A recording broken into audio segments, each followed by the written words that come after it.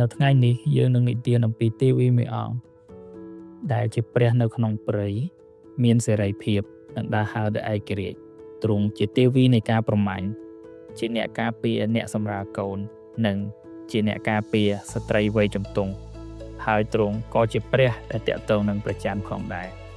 ថ្ងៃនេះយើងនឹងនិទានអំពីព្រះដ៏សំខាន់មួយអង្គក្នុងចំណោមព្រះទាំង12គឺព្រះអាថេមីសនោះឯងអាថេមីសមានឈ្មោះរ៉ូម៉ាំងថា Diana ទ្រង់ជាបុត្រីនៃស្ដេចអាទិទេព Zeus មានមាតាជាទីតានឈ្មោះ Leto មានដំណើរថាព្រះ Zeus បានចាប់ចិត្តនៅលើទីតានឈ្មោះ Leto ដែលត្រូវជាមាតានៃ Artemis នោះឯង Leto ត្រូវបានគេពណ៌នាថាជាទីតានដែលស្ងប់ស្ងាត់រំទុំនិងជាកញ្ញាដែលមានសម្រស់គួរឲ្យគយគន់ក្លិនក្រអូបភាយដោយកណិកា Zeus បានចាប់ចិត្តនឹងទីតានរូបនេះហើយបានមករួមមេត្រីនឹងគ្នារហូតក្រោយពីការលួចលាក់ស្នេហានោះ Zeus បានផ្ញើកូនភ្លោះពីរឲ្យទៅ Leto Hera ជាមហេសីនិងជាព្រះដែលមានចិត្តប្រច័ណ្ឌនិងគំនុំសងសឹកទ្រង់ដូចសពមួយដងដូចនេះដែរមិនរករឿងស្វាមីទ្រង់ទេ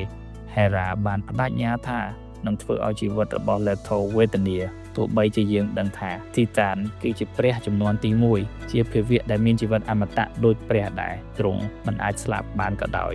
ក៏ Hera ត្រូវតែធ្វើឲ្យជីវិត Leto ពិបាកដល់ទីបញ្ចប់ Hera បានប្រើអំណាចជាម្ចាស់ស្ត្រីនៃព្រះទាំងពួងដោយដាក់បញ្ញត្តិថាមិនឲ្យ Leto សម្រាលកូនបាននៅលើផែនដីឬនៅលើកោះទីដែលនឹងស្កល់ណាមួយនោះឡើយការសងសឹកមិនមែនមានត្រឹមតែប៉ុណ្ណេះនោះទេម្ចាស់ស្ត្រីបានប្រើនាគឬក៏ពស់ដែលមានឈ្មោះថា Python ឲ្យទៅតាមយាយី Leto កុំឲ្យបានស្រាកស្រានកុំឲ្យសម្រាលកូនបាន Leto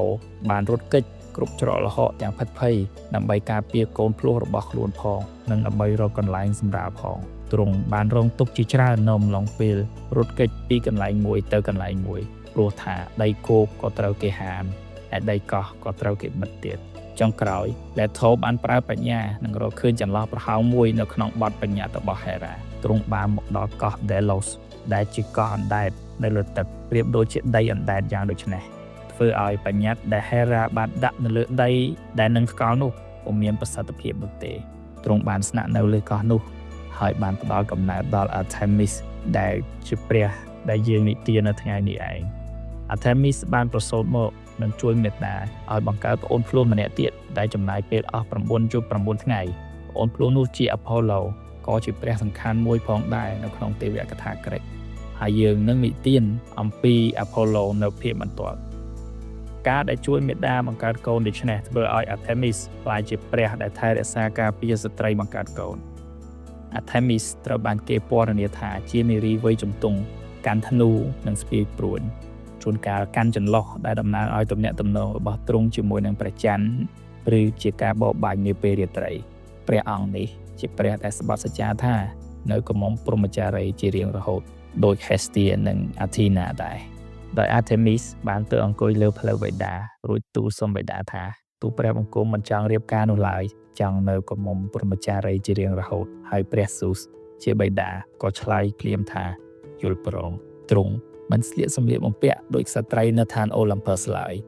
Artemis ស្លៀកសម្លៀកបំពាក់រាងខ្លីត្រឹមជង្គង់ដូចជាសម្លៀកបំពាក់អ្នកប្រមាញ់និងពាក់ស្បែកជើងដែលស្រាលឬក៏ដាវជើងទទេងាយស្រួលនៅក្នុងការផ្លាស់ទីនៅក្នុងព្រៃពេលបរបាញ់យើងឃើញទ្រង់នៅជាមួយសត្វព្រៃដូចជាសត្វក្តាមសត្វឆ្លុះឬឆ្កែប្រមាញ់ផងដែរដែលសត្វទាំងអស់នេះជាសត្វដែលតាក់ទងនឹងការបរបាញ់និងការប្រមាញ់ទ្រង់មានទឹកមុខអង់អាចស្ងប់ស្ងាត់និងផ្ចង់អារម្មណ៍ដែលមិនស្ដែងចេញអារម្មណ៍អ្វីមួយនោះឡើយតាមទឹកមុខរបស់ទ្រង់